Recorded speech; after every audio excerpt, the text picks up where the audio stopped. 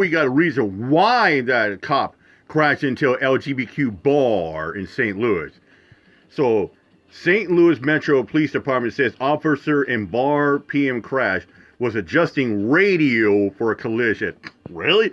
He was adjusting his radio? What was he adjusting? The bass or the treble or the volume? Or was he adjusting the radio station to get a better one? Yeah.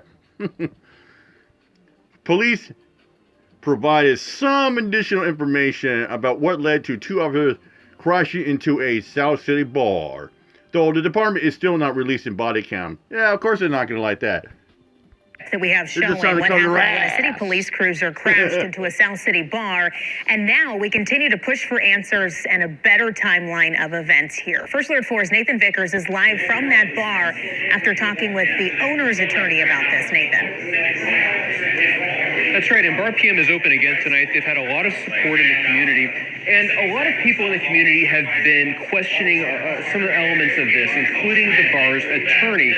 He's questioning what happened when the police cruiser came through the front of the building and the moments that followed. He walked us through some video today that you'll only see on First Alert 4 of the moments that followed. You cannot argue. This is a victim of property damage, and they're handcuffing him instantly. Bud Kazali represents the owners of Bar PM, shown here just after a police car crashed through their building in the middle of the night. We have to ask the question, why is he acting that way? He's been critical of St. Louis police officers in their response. Why is he in handcuffs still? Claims the owners, James Pence and Chad Morris, should never have been in handcuffs. Officers should have acted professionally.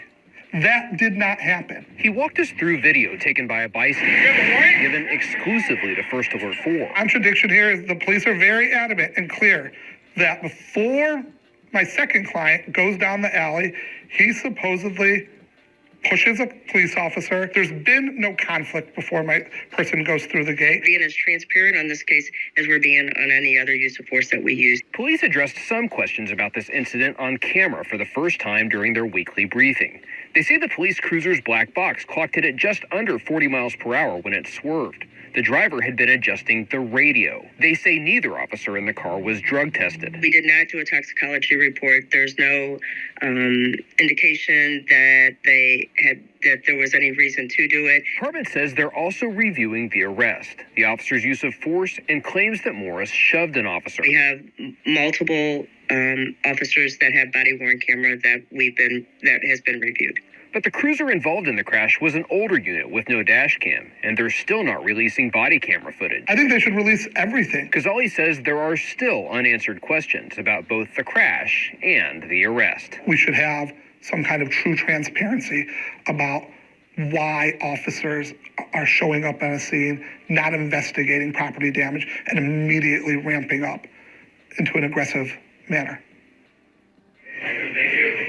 Now, the police department says both of the officers in the car were fairly new. They were in their probationary phase, but they say both had cleared the necessary field training that was required for them to be in the car together. Reporting live, Nathan Vickers, First Alert 4. Nathan, thank you. And Missouri Governor Mike Parson is calling for transparency as well. The governor says he is aware of the wreck and the fallout, and he thinks this should be a quick investigation. Well, I mean, if you got body cam footage, I'm not sure why you wouldn't release it, But again, I'm not here investigating that case or see what happened. But, one of the things we realized, too, with body cam footage in the old days, it helps you just as much as it'll ever hurt you. It really helps you most times. You let people know what happened.